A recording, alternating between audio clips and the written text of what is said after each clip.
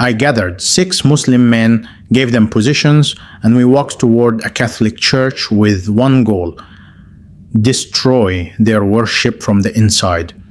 But what happened the moment I stepped through those church doors was something no imam, no sheikh, and no brother could ever explain away.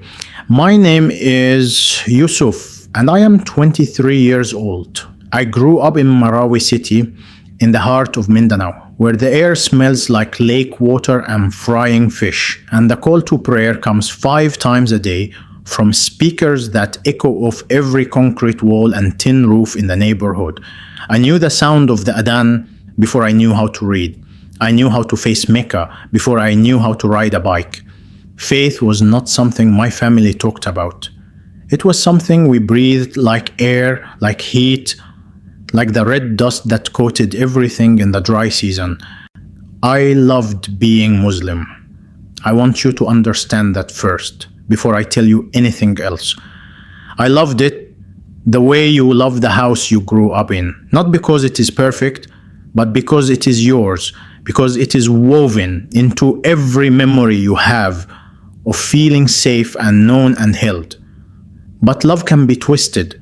That is something I did not understand when I was 23. I did not understand that a man can take something good and pure and use it like a hammer.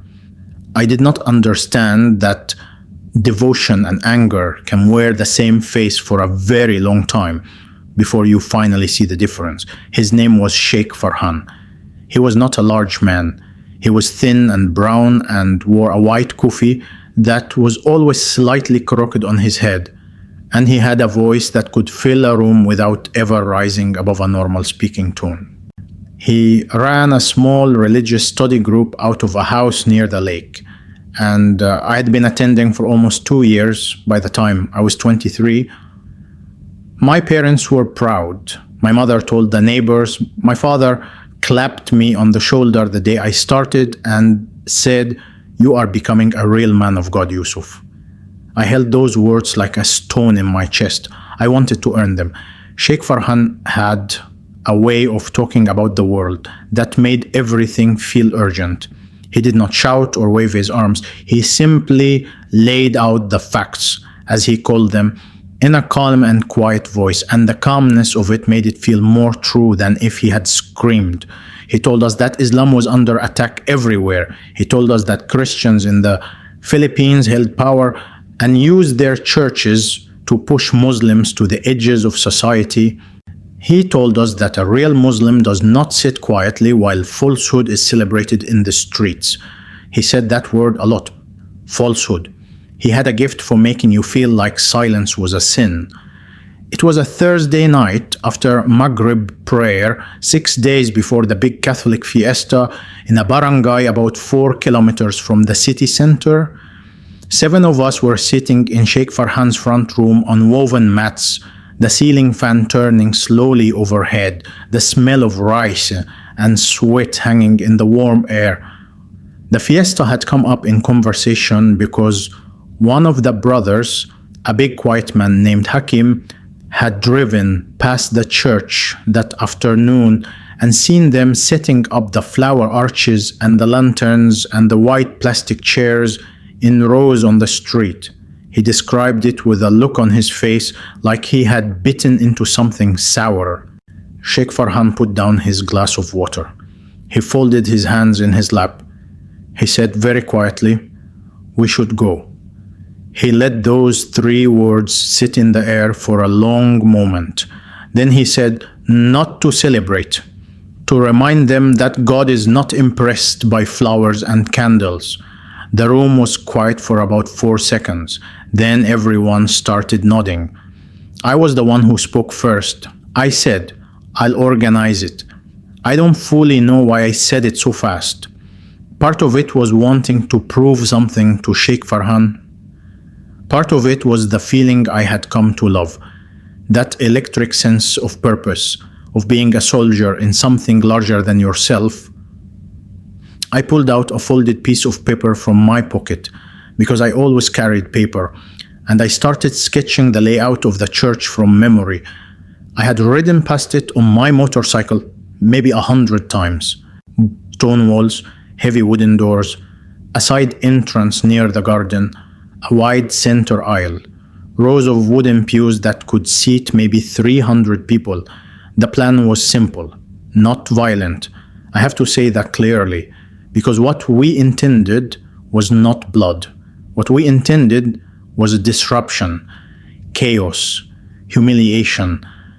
We would enter in pairs through different doors during the homily, the deepest moment of silence, and we would make enough noise and confusion to shatter the atmosphere, to embarrass the priest, to scatter the peace of that room like birds of a wire. We wanted to make a statement. We wanted to prove to ourselves as much as anyone that their Jesus had no power, that their worship was empty, that we were not afraid of their God. I assigned positions to each of the 6 brothers. I told them what time to arrive, where to wait, when to move. Sheikh Farhan watched me organize it all with a small smile on his face that made me feel in that moment like I had finally become the man my father said I was becoming. That night, I went home and prayed the longest prayer I had prayed in months. I fasted the next day. I told myself God was proud of me. I told myself this was service. I told myself the sick feeling at the bottom of my stomach was just nerves, just the feeling of doing something hard and important, not the feeling of doing something wrong. 6 days passed. On the night before the Mass, I closed my eyes and fell into the strangest sleep of my life. And inside that sleep came a dream I could not explain and could not escape.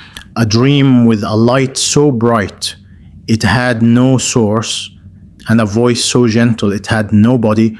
And the voice asked me one question that I woke up sweating, unable to answer. Why are you fighting someone who has never fought you? I did my Fajr prayer in the dark before sunrise, and I pushed the dream away with both hands. I told myself it meant nothing. I told myself I was ready. But when I got on my motorcycle that Sunday morning and started driving toward the church, I did not call the brothers. I did not text Hakim. I drove alone and I parked 2 streets away, and I pulled my cap low over my face, and I walked toward those heavy wooden doors by myself. And I still do not fully understand why. But what was waiting for me inside that church was something that no amount of planning, no amount of training, and no amount of certainty could have ever prepared me for. So, what do you think happened the moment I sat down in that back pew? I told myself it was reconnaissance. I said the word in my own head like it was a shield, reconnaissance, because if I was gathering information, I was still in control. I was still a soldier. I was still the man with the plan and the folded paper and the assigned positions.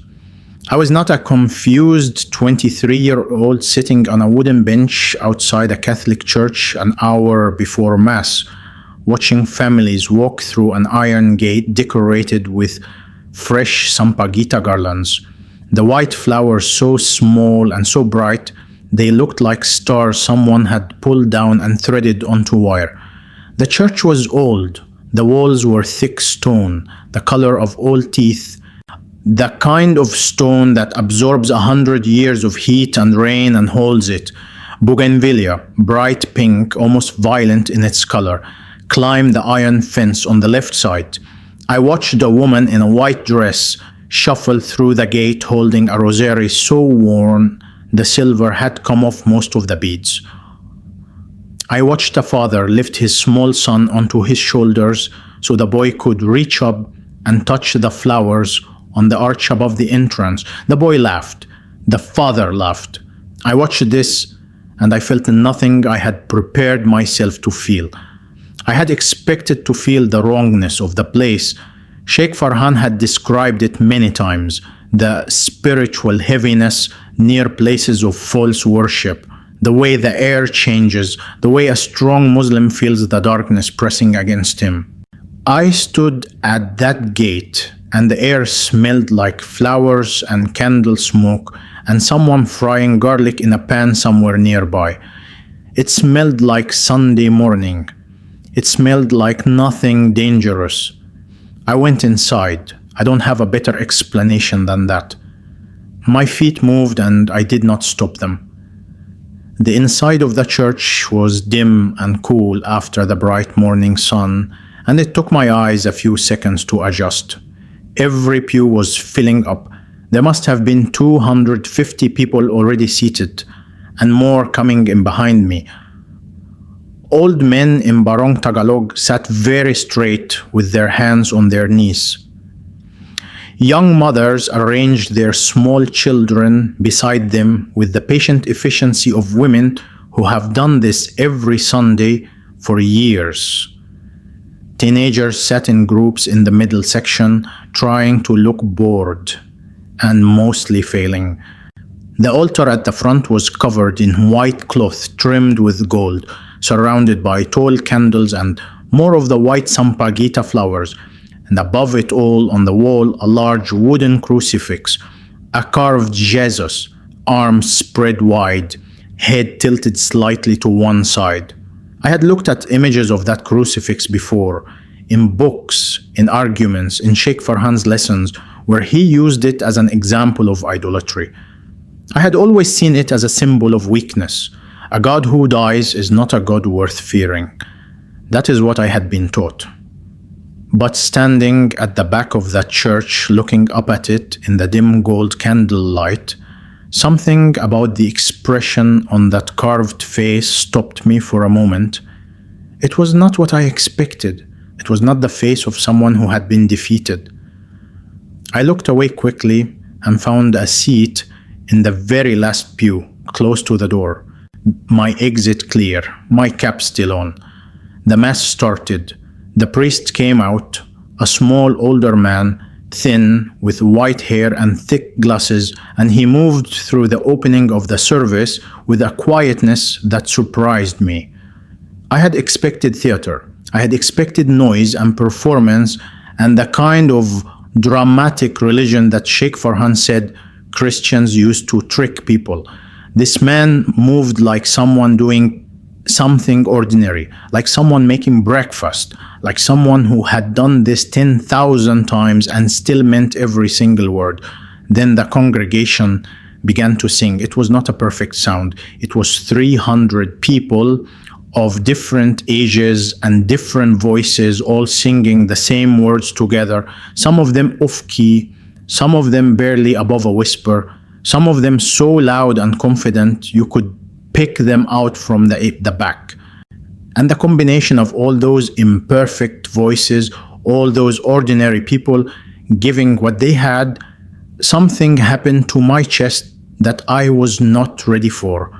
Something cracked, not broke, cracked, like the first split in a wall before it falls. I gripped the top of the pew in front of me with both hands, and I looked down at the wooden seat and I breathed slowly, and I told myself it was just music. It was just sound. It meant nothing. But I remembered the dream, the light with no source, the voice with nobody. Why are you fighting someone who has never fought you? I pressed my hands harder against the wood. The song ended. The priest adjusted his glasses and looked out at his congregation, and his gaze moved slowly across the room, the way a teacher's gaze moves across a classroom. Not searching for trouble, just present, just aware, just seeing. And then his eyes reached the back row, and they found me, and they stayed on me for one breath longer than they stayed on anyone else. Then he looked away and began to speak. And what he chose to speak about that morning, out of every topic, out of every story, out of every lesson in that book, was something so specific to what I was carrying in my chest that I want you to tell me. Do you really think that was a coincidence?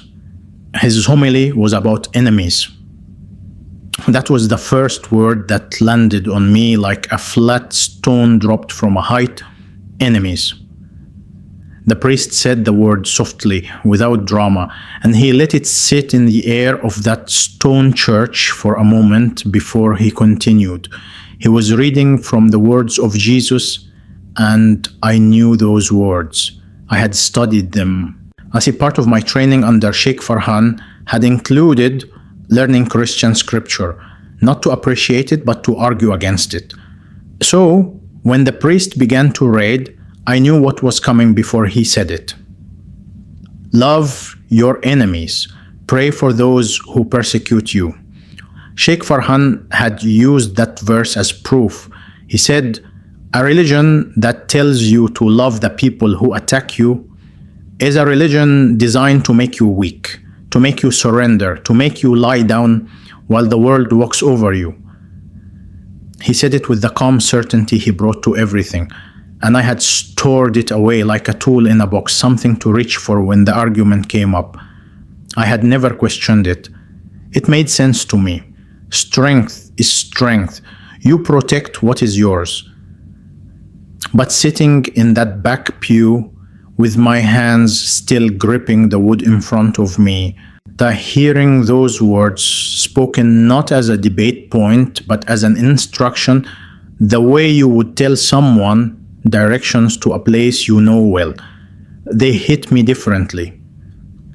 They did not sound weak. They sounded like something very hard that someone very strong was asking you to do. They sounded like a challenge, not a surrender. The priest took off his glasses and held them in one hand and looked at the congregation without them, which made him look somehow more exposed, more honest, like he was making sure nothing was between his face and theirs. He said, and I remember this clearly because I repeated it to myself for weeks afterward. He said, it is easy to love people who look like you. Eat what you eat. Pray the way you pray. That love costs nothing. It asks nothing of you. It does not change you. The love Jesus is talking about costs everything. And that is exactly why it changes everything. I felt those words move through my chest like warm water. I did not want to feel that. I sat up straighter and pressed my back against the hard wooden pew. And I reminded myself why I was there. I was there for information. I was a soldier on reconnaissance.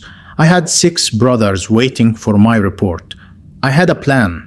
I had positions assigned on a folded piece of paper that was still in my back pocket. I put my hand on that paper. I could feel its edges through the fabric of my jeans. I pressed my fingers against it, like pressing against something real, something solid, something that told me who I was and what I was doing there. And then, from somewhere very quiet inside me, a question came. Not a loud question, not a dramatic one, just a small, honest question that rose up the way smoke rises, slowly, without asking permission. What if I am wrong? Not wrong about everything, not wrong about Islam, or my whole life, or my family, or the call to prayer that had shaped every morning I had ever lived. Just wrong about this. Wrong about this specific plan. Wrong about what God actually wanted from me on this specific Sunday morning in this specific stone church with its candles and its flowers and its 300 imperfect voices. I pushed the question down. The Mass continued. I watched people line up for communion, old women with their eyes closed, young men with their hands folded, children barely tall enough to reach the priest's hand. And I watched this with something I could not name and did not want to name because it was too close to the word reverence, and that word had no business being in my chest in this building. The final blessing came. People began to move and talk, and the noise of A congregation leaving church filled the space, the scrape of kneelers, the cry of a baby who had been patient long enough, the soft gratings of neighbors who only saw each other on Sundays. I stood up fast. I needed air. I needed to be outside. Back on my motorcycle, back in a world where I knew exactly who I was. I moved toward the big wooden door, and I was almost through it, almost free, when a voice came from behind me. It was not loud. It did not need to be. Hiho, son. I stopped. I turned around slowly, and the priest was standing 3 feet away from me, smaller up close than he had seemed from the back of the church. His glasses were back on. He had kind eyes behind them, dark and steady, and he smelled like candle wax and something like old paper, like a library, like a place where important things are kept. I saw you in the back, he said. I am glad you stayed. I did not answer. My mouth did not work.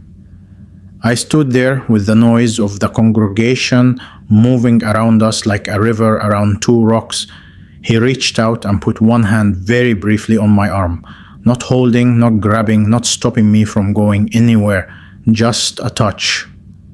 1 second, maybe 2, and he said, "You are welcome here. You will always be welcome here." Then he turned and walked away to greet his people, moving through them slowly, shaking hands, touching shoulders, remembering names.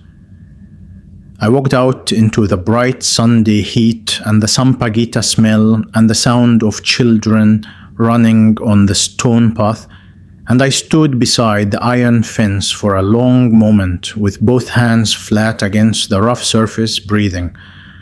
What I did when I got back to the brothers that afternoon was something I am not proud of.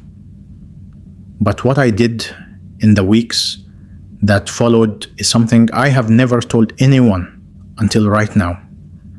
I lied to the brothers. I want to say that plainly, without making it sound better than it was.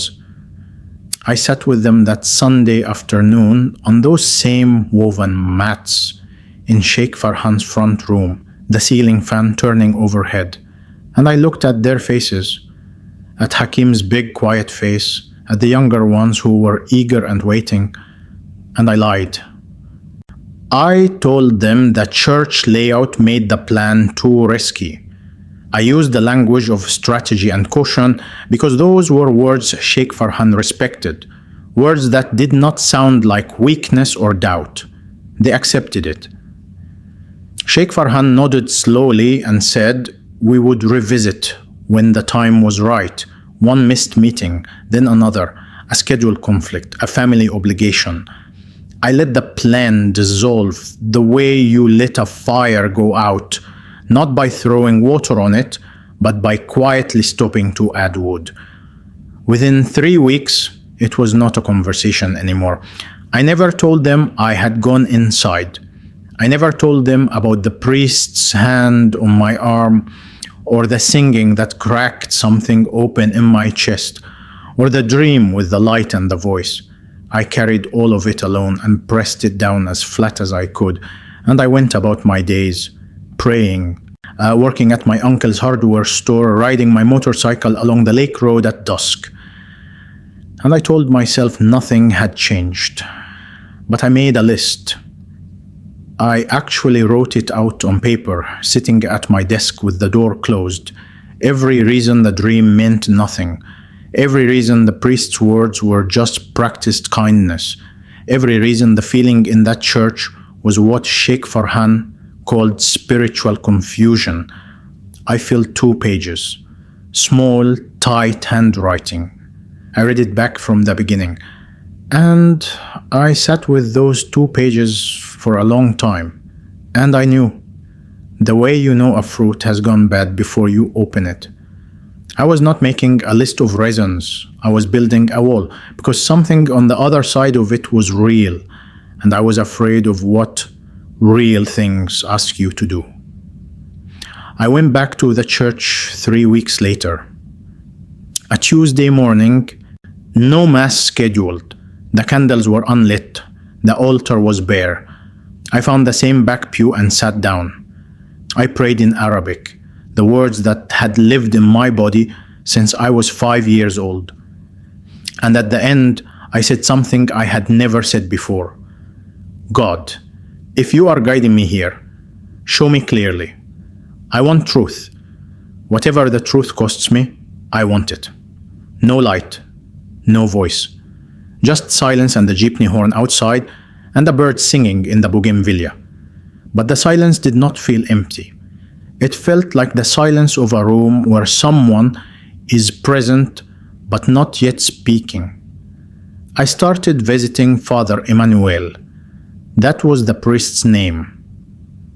We met in his small office crowded with books and 2 plastic chairs 6 times over 2 months. He never pushed. He answered my hard questions about the Trinity, about the death of Jesus, about the parts of Christian history Sheikh Farhan had taught me to use as weapons. Father Emmanuel did not flinch. He did not perform certainty he did not have. That, more than anything, is what I trusted. On the 7th visit, I told him everything: the plan, the brothers, the positions on the folded paper. When I finished, the room was quiet and the bird was singing again in the garden. What Father Emmanuel said next was only 9 words long. But those 9 words unlocked the one question I had been asking my entire life without knowing it, and I need you to hear them. Father Emmanuel folded his small hands on the desk and looked at me with those dark, steady eyes behind his thick glasses.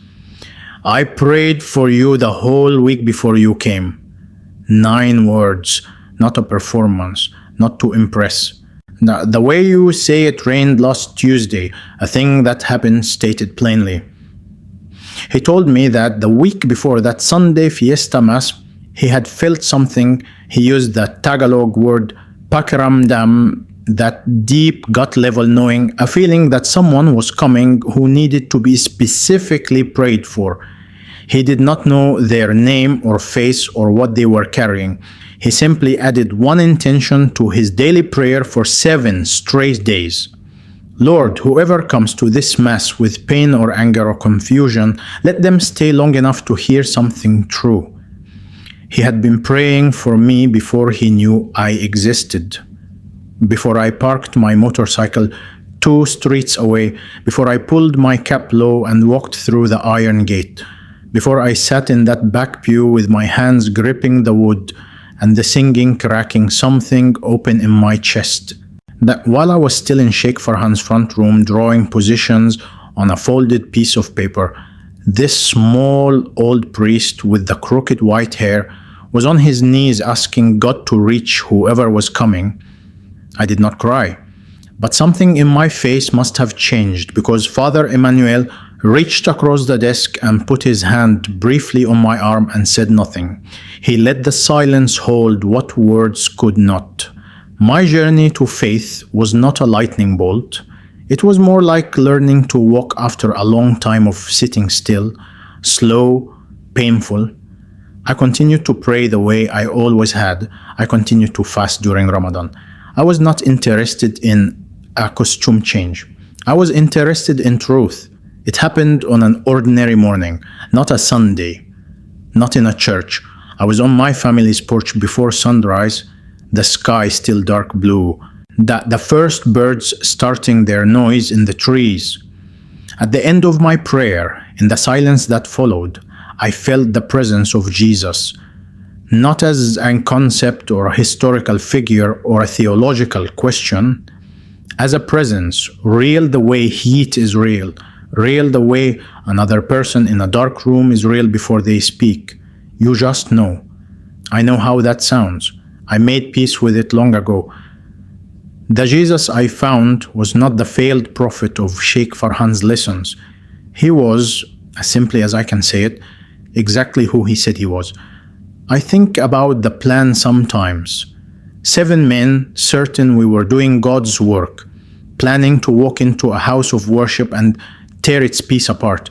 We wanted to prove that Jesus had no power.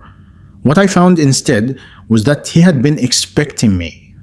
And if you are sitting somewhere right now carrying a question you have never said out loud, carrying a certainty that has started to crack, I want to ask you the same thing the silence asked me. If the one you have been fighting has actually been praying for you this whole time, what would you do with that?